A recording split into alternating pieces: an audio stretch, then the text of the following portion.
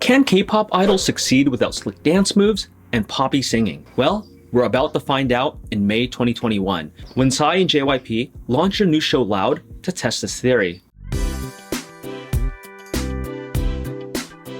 Back in November 2020, Psy and JYP showed a new trailer called Who is Loud, showing off the concepts of their new show. The upcoming reality show looks normal at first, as it's aimed to debut two boy bands. In a 35-second video with the crossover we'd never expect with JYP and Psy, the two moguls would talk about their show's vision. 어떤 그룹을 만드시고 싶으세요?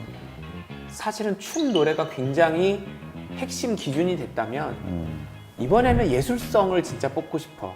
크리에이터.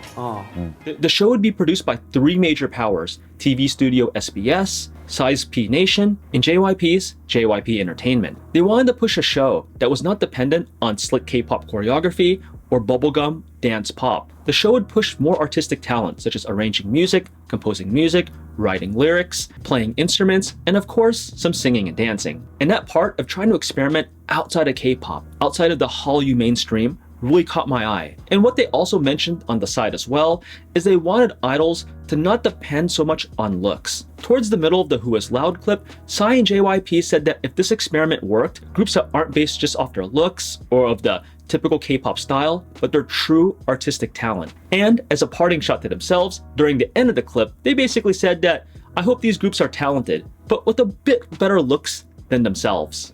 너무 좋아. 거기 외모만 좀 좋다면 더 좋겠지만. When I saw the show's guidelines, these trainees are getting younger and younger. They're looking for male applicants to be born from 2000 and beyond. I remember when K-pop shows were looking for talent born in 1990 and beyond. These K-pop stars are just totally getting younger. It's crazy. Now the show does pose the question to K-pop fans. The first one would be, would you still be interested in a K-pop group if it didn't have that typical K-pop sound or slick choreography? And two, do they really care about musical talent, such as writing your own lyrics, playing instruments, being hands-on with your own music, and so on? And number three, can Loud prove that K-pop can succeed past mainstream? These are three big questions that we're going to answer. So first, I'll give arguments on why K-pop can, yes, think that it will work, as well as no, they won't. Then I'll give you my personal take whether Loud can succeed and whether K-pop fans, especially international ones, will take to the groups that debut. So in the past several years, a lot of K-pop fans have been raving about their favorite groups that can songwrite, make their own lyrics, and have greater control over their music. Many fans can appreciate how a K-pop group can create their own music rather than be given a song sheet by a K-pop label's producer. There's many popular singer-songwriters that fit this mold, including IU, G-Dragon, the BTS boys, and BoA. Another popular medium to K-pop fans is song distribution, or even more basic, who has the most lines in a song. There are some K-pop fans that are venturing outside of mainstream K-pop that are taking an interest in Korean hip-hop or ballads. And with these genres, there's basically no choreography. And some of these K-pop fans are starting to appreciate music without slick dance moves. And then there's fans that are checking out more band concepts, such as Day 6. And I do think that as mainstream K-pop becomes even more popular, that it trickles down to non-K-pop genres, and that a portion of those K-pop fans will, check out other forms of Korean music. So now, let's take a look at the other side, why K-pop fans may not be so cool with this Loud concept. The K-pop fandom in 2021 is still about the idol concept. The most popular reality music shows have all been idol-based, and idol groups all have slick choreography in either bubblegum pop or dance music. It's just what K-pop fans love. And I don't know that many K-pop fans, especially overseas, can get away from the typical K-pop style. And then one of the most popular K-pop mediums is K-pop choreography, as you see a lot of them on YouTube. And you know, I can't blame them. It's a great exercise and it's fun to dance to your favorite idol songs. So when you have a band concept like they're promoting on Loud with little to no K-pop choreography, I can see a lot of fans tuning out because these fans are so used to the mainstream way of K-pop. They don't know any other way. And this is even pushed further when you talk about the music award shows, where the most popular ones are the ones with idols, such as the Golden Disc Awards, the Melon Music Awards, and the Mamas. But if you talk about the most respected music show in Korea, it's called the Korean Music Awards, or KMA for short. Very few K-pop fans pay attention to this. It actually has a low TV viewership compared to the idol-based award shows. very few fans pay attention to the Korea Music Awards, even though it's recognized as perhaps the best music award show. And why is this? It's because they don't promote straight up K-pop. In fact, a lot of their categories are in indie, hip-hop, jazz and funk, and other niche categories. So since there's no dancing or idols at the KMAs, K-pop fans just generally tune out. So now it's my take. After going through both the pros and cons, I do think that many international fans will, watch the show at first because it's Psy and JYP. It's two people they know. Yet I say after the show is over and that two boy bands debut, that's where this diverges. I think in Korea, the bands do actually have a shot of taking over. And that's because in Korea, a lot more people are open to non-K-pop music. I've been arguing in the past, and I think I'll do an updated video about this, but K-pop isn't popular in Korea once you get out of high school and early college. It's just not. So you have a lot of Koreans that do branch out to other forms of music. Heck, in 2020, the big musical trend in Korea was trot, becoming popular not just among adults, but the youth and teenagers themselves.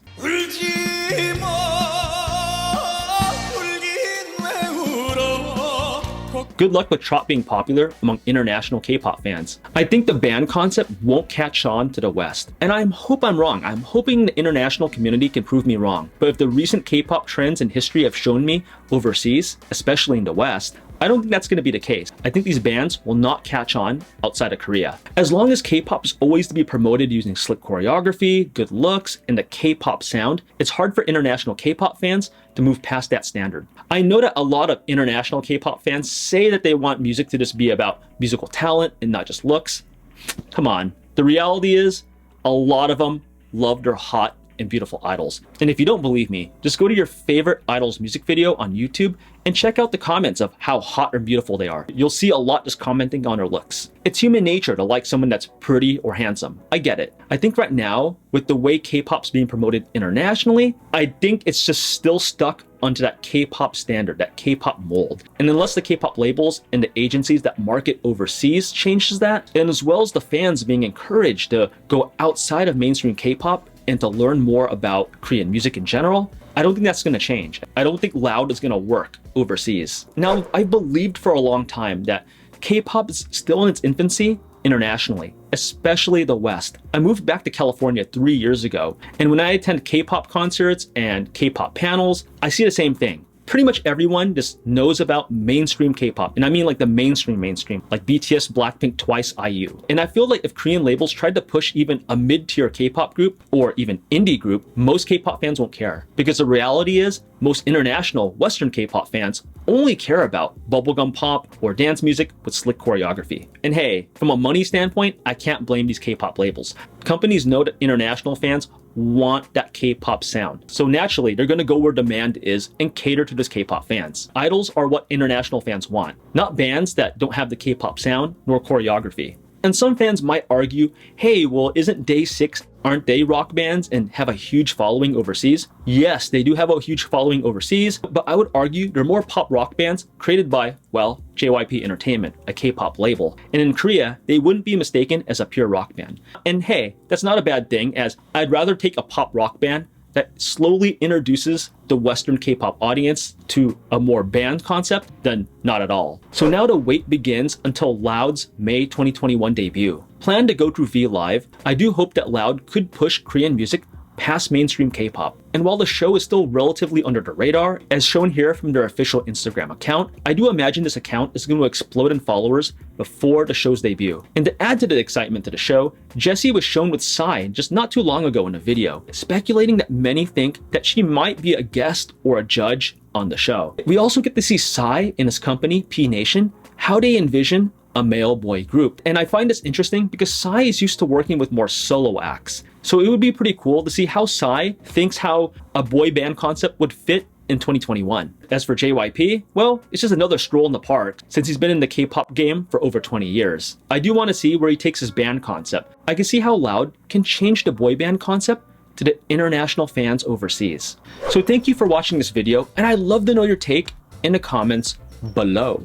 Two other things to mention. If you want real talk with no fluff on how the K-pop industry actually works, then please grab my free ebook by signing up for the email list below. And if you like what we do here at Popstory, then please consider supporting us on Patreon. It's not necessary, of course, and we're honored if you just watch our videos. But for those that do support us on Patreon, we have some cool perks waiting. And I'll see you in the next video.